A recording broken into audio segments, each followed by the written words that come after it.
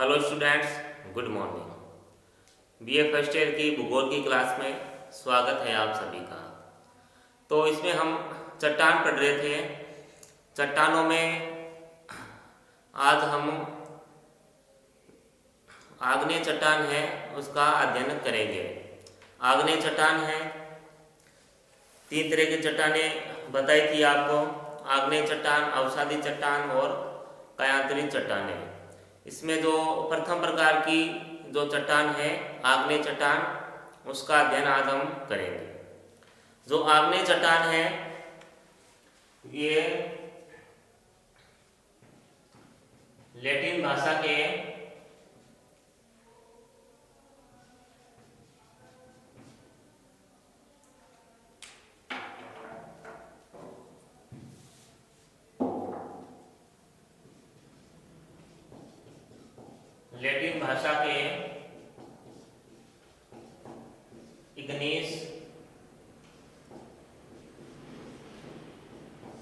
Ignis से इसकी उत्पत्ति हुई है।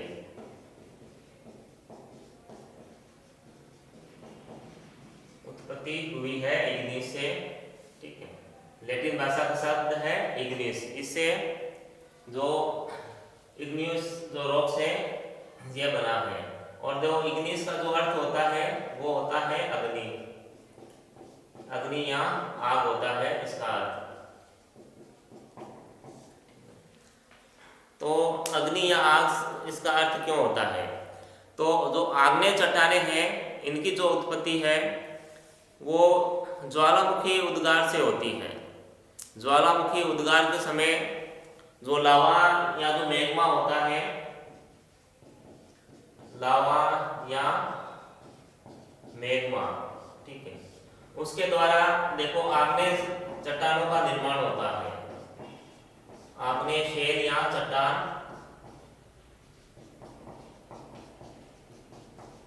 निर्माण होता है, ठीक है। जब लावा जो होता है पृथ्वी पर आता है, जो मैग्मा है जो कि पृथ्वी के अंदर जम जाता है। जैसे पिछले वीडियो में आपको बताया हुआ है कि जो ज्वालामुखी से उद्गार होते हैं, कुछ उद्गार तो बहुत अधिक विस्फोटक होते हैं, तो वो क्या करते हैं, पृथ्वी के ऊपर आते हैं और पृथ्वी के ऊपर जो लावा है वो जम जाता है। उसके अलावा कुछ जो उद्गार होते हैं वो कुछ कमज़ोर होते हैं, दुर्बल उद्गार होते हैं वो। तो जो लावा होता है, जो मैग्मा होता है, वो पृथ्वी पे आ नहीं पाता। तो जो मैग्मा है वो पृथ्वी के धरातल के नीचे ही जमा हो जाता है। तो इसलिए जो आग्नेय शेल है वो देखो पृथ्वी के ऊपर और पृथ्वी के गर्भ में दोनों ही जगह पाई जाती है आग्नेय चट्टान में। इसमें जो पृथ्वी के ऊपर जो शेल होगी, जो चट्टानें होगी, तो वो क्या जल्दी ठंडी हो जाती है। पृथ्वी के ऊपर वाली, पृथ्वी के ऊपर वाली आग्नेय चट्टानें जल्दी ठंडी हो जाती है। अब जल्दी ठंडी हो जाती है तो इन पे जो रवे होते हैं या जो कण होते हैं वो सूक्ष्म होते हैं या फिर बनते ही नहीं है। तो इन पर रवे कम या सूक्ष्म होते हैं, ठीक है। जो आग्नेय चट्टान है, जो लावा है, पृथ्वी के ऊपर आके ठंडा हो रहा है, तो उसमें रवे या जो सूक्ष्म कण है उनकी जो संख्या है कम होगी या फिर वो बनते ही नहीं है, बल्कि सूक्ष्मदर्शी से देखना पड़ता है तब ये रवे हैं या कण है दिखाई देते हैं। और इसके विपरीत जब आग्नेय शेल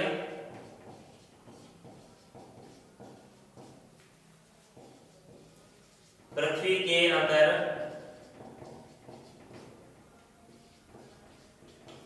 ठंडी, पृथ्वी के अंदर देर से ठंडी होती है, ये पृथ्वी के अंदर देर से ठंडी होती है, तो देखो कण और रवे बड़े होते हैं। तो पृथ्वी देखो, पृथ्वी क्या है, अंदर से गर्म है और वायु है नहीं, तो जो पृथ्वी के अंदर जो चट्टानें रहेगी वो देर से ठंडी होएगी। देर से ठंडी होएगी तो जो कण हैं, जो रवे हैं, वो अधिक मात्रा में होंगे। और इसके विपरीत जो चट्टानें पृथ्वी के ऊपर है, तो पृथ्वी के ऊपर जो जलवायु की वजह से जो कण है वो शीघ्रता से ठंडे हो जाएंगे। ठीक है, तो ये जो आग्नेय चट्टान है, देखो ये प्राथमिक चट्टान मानी जाती है, ये प्राथमिक चट्टान है, ये प्राइमरी रॉक है। अब यह माना जाता है कि पृथ्वी के ऊपर सबसे पहले जो चट्टान का निर्माण हुआ है वो आग्नेय चट्टान है। जो आग्नेय चट्टान है इसका निर्माण पृथ्वी पे सबसे पहले हुआ है। जब पृथ्वी ठंडी होने लगी थी और जब ज्वालामुखी उद्गार हुए थे, उस दौरान इसका निर्माण हुआ था। और इसे देखो अग्नि या आग, इग्निस कहते हैं, अग्नि या आग, वो इसीलिए कहते हैं जो ज्वालामुखी उद्गार होता है, तो वास्तव में ये आग से नहीं बनी हुई है, लेकिन जो ज्वालामुखी उद्गार होता है, तो जो उद्गार के दौरान जो पदार्थ निकलते हैं लावा, तो वो लाल तप्त होते हैं, तो अग्नि के समान वो जलते हुए दिखाई देते हैं, इसलिए इसे इग्निस कहा गया है। और यह माना जाता है कि अन्य जो चट्टानें हैं उनका निर्माण भी आग्नेय चट्टानों के द्वारा हुआ है। धीरे धीरे कालांतर में ताप है, दाब है, उसके अलावा चट्टानों का रूप परिवर्तित है। रूप परिवर्तन से जो चट्टानें बनी हैं, अवसादी है या कायांतरित है, उनका जो निर्माण है आग्नेय चट्टान से ही हुआ है। ये प्राथमिक चट्टान है, सबसे पहले बनी हुई चट्टान है पृथ्वी पे, ज्वालामुखी उद्गार से बनी है। तो इसका अर्थ यह हुआ कि जहाँ कहीं भी ज्वालामुखी उद्गार हुए हैं वहाँ आग्नेय चट्टानें हमें देखने को मिलती है। और उसके बाद यह है कि जैसे वर्तमान में भी क्या ये चट्टानें बन रही हैं, वर्तमान में आग्नेय चट्टानों का निर्माण हो रहा है, ठीक है। तो देखो इनका जो निर्माण है वो वर्तमान में भी हो रहा है, क्योंकि जो ज्वालामुखी है उद्गार है वो अभी भी होते हैं, तो ये वर्तमान में भी बन रही है। वर्तमान में भी इन चट्टानों का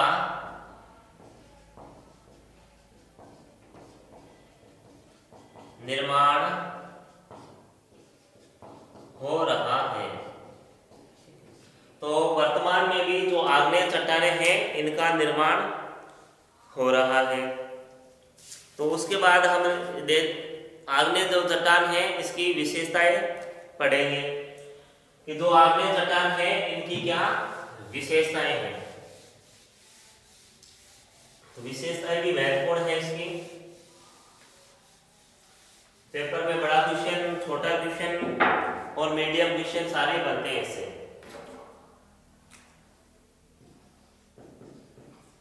आग्नेय चट्टानों की विशेषताएं।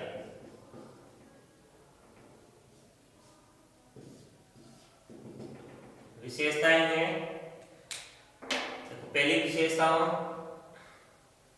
विशेषता देखते हैं इसकी तो ये दो चट्टाने हैं, ये देखो कठोर होती है। पहली विशेषता क्या है, ये चट्टाने कठोर होती है। ठीक है, कठोर चट्टाने होती हैं, इनके अंदर जल प्रवेश नहीं कर पाता है। कठोर चट्टाने हैं, जल भी प्रवेश नहीं कर पाता है। और जल अगर प्रवेश करेगा तो वो देखो संधि जोड़ों से, संधि जोड़ होते हैं, संधि जोड़ यानी जॉइंट होते हैं, जो चट्टाने आपस में जो मिली हुई होती है, संधि जोड़ से पानी या जल अंदर प्रवेश कर पाता है,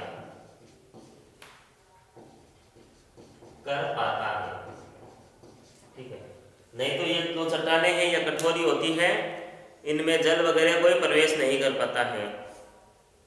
अब जो आग्नेय चट्टाने हैं, सेकेंड विशेषता है इसकी, जो ये रवेदार और दानेदार होती है। ठीक है, सेकेंड विशेषता है कि ये रवेदार और दानेदार होती है।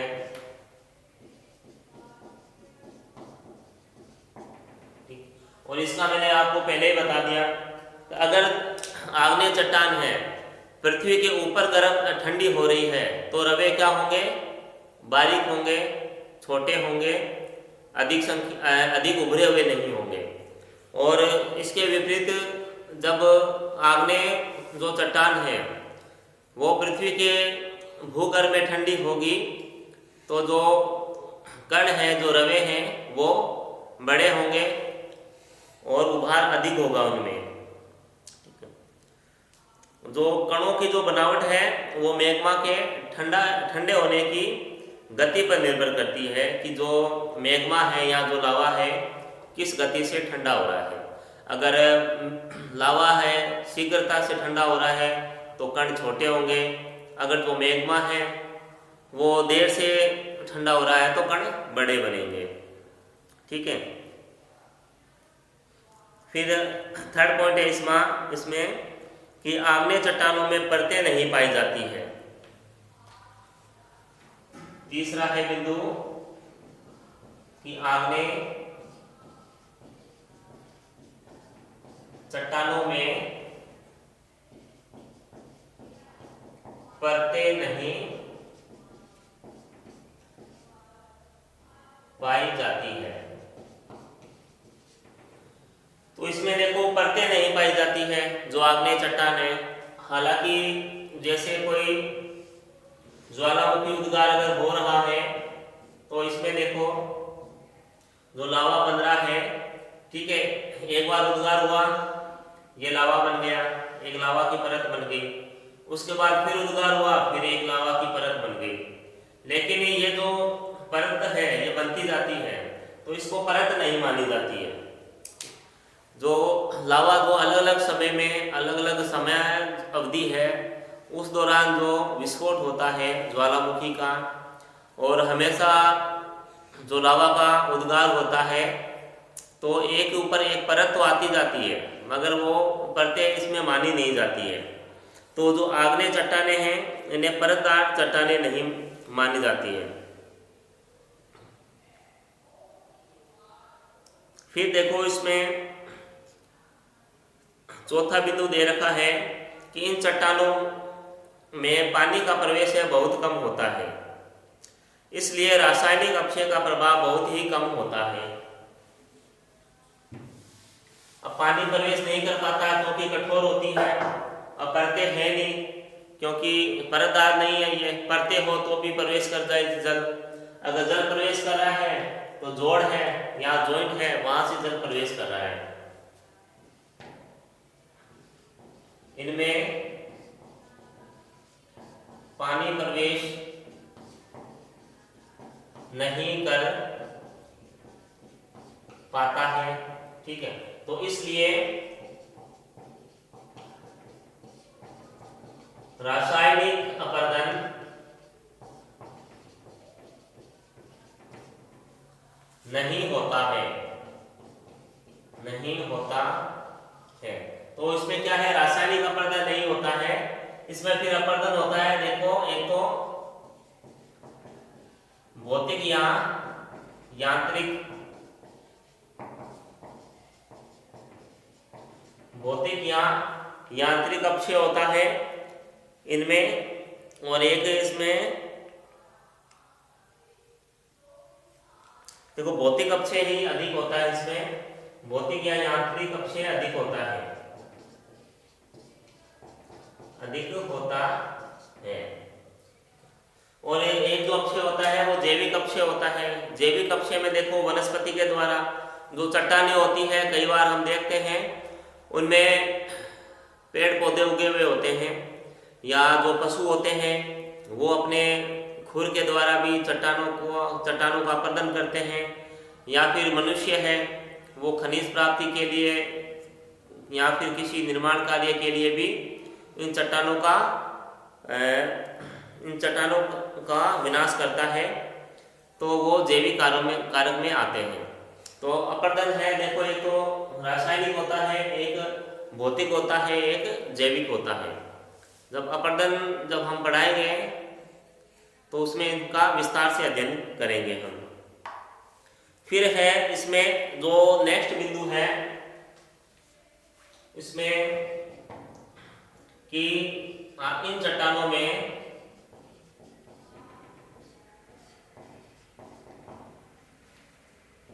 जीवावशेष